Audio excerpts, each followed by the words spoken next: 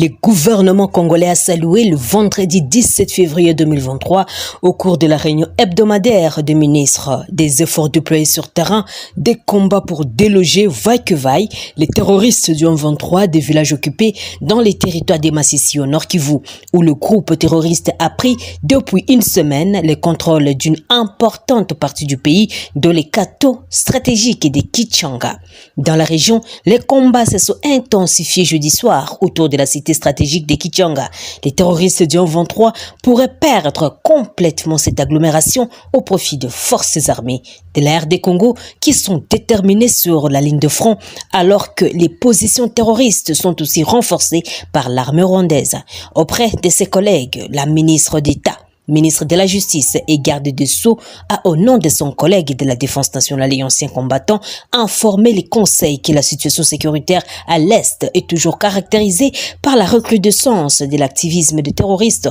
du M23 et l'agression avérée du Rwanda contre le pays en territoire de Rutshuru, Nyiragongo et Massissi. Elle a évoqué les efforts louables consentis par nos forces armées de la RD Congo pour rétablir la paix, la sécurité et l'autorité de l'État dans les parties sous occupation des coalitions M23 RDF, a-t-on lu dans les comptes rendus qui ajoutent que les actions militaires d'envergure sont en cours pour déloger ces groupes armés qui opèrent dans les Grands Nord et en Ituri.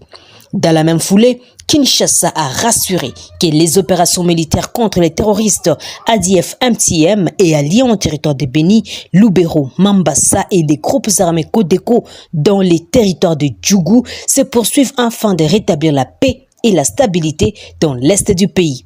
Par ailleurs, à en croire le compte rendu, la ministre d'État, ministre de la Justice et garde des Sceaux a livré bien d'autres informations sécuritaires et stratégiques aux membres du Conseil et ces derniers en a pris acte.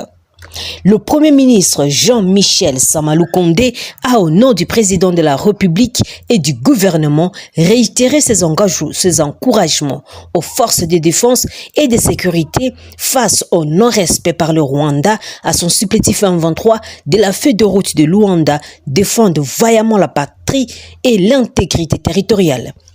Lors de la réunion du Conseil des ministres qu'il a présidé le vendredi 17 février 2023, Jean-Michel Sama-Lukonde a félicité les forces armées de la RDC pour leur bravoure allant jusqu'au sacrifice ultime dans l'accomplissement de leur mission sur les différents théâtres des hostilités. Au-delà des encouragements, rapporte le compte-rendu lu du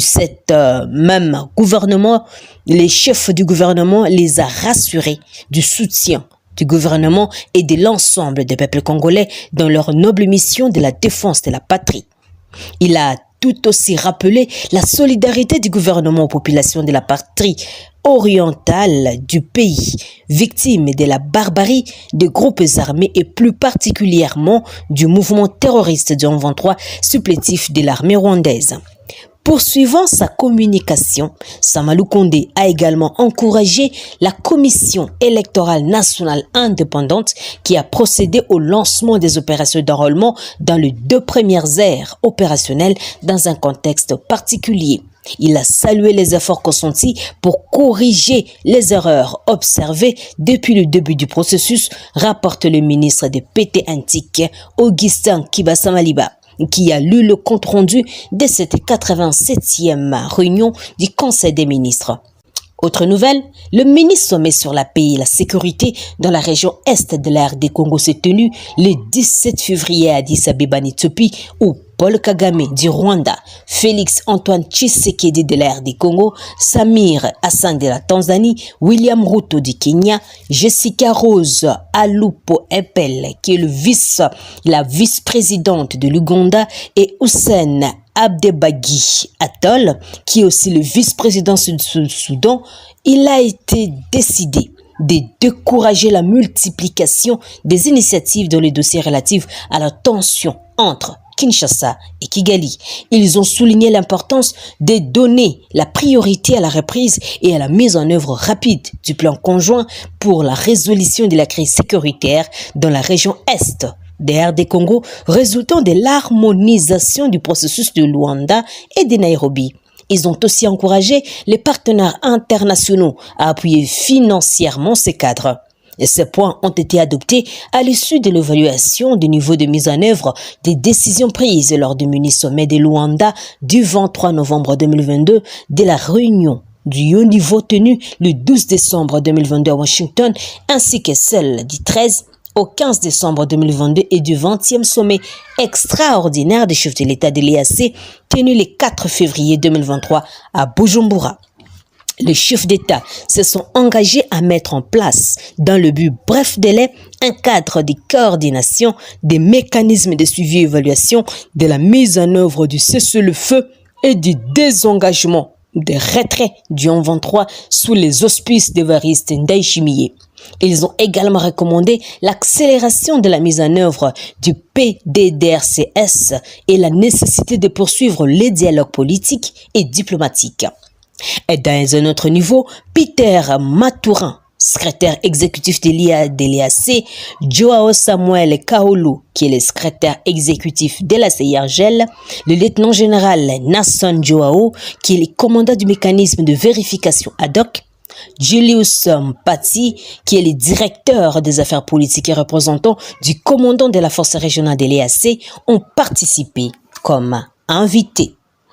Autre nouvelle, depuis fin novembre 2021, la République démocratique du Congo est nouveau victime d'une nouvelle agression menée par les M23 qui s'est installée dans le territoire de Rutshuru Masisi Nyiragongo en province du Nord Kivu. Le gouvernement congolais accuse son voisin le Rwanda d'être à l'origine de cette manœuvre déstabilisatrice. Une accusation déjà corroborée par les experts des Nations Unies, les États-Unis ainsi que l'Union européenne. De son côté, la société civile du Nord et Sud Kivu dit détenir des éléments probants qui démontrent la responsabilité de Kigali dans les faits qui lui sont reprochés. Des éléments de l'armée rwandaise équipés d'armes de guerre et de tenues ont notamment été visibles au Nord Kivu en appui à la dite rébellion. Dans un mémorandum adressé aux chefs d'État africains en marge de la 38e Assemblée générale annuelle de l'Union africaine qui a eu lieu à Addis Abeba en Éthiopie, les forces vives ont décrit plusieurs facteurs qui justifient l'attitude du Rwanda.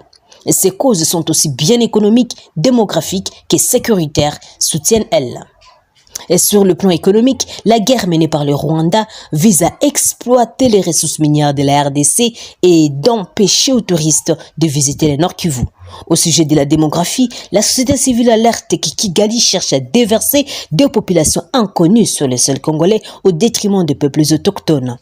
Accéder à nos ressources minières dans tous les territoires de l'Est,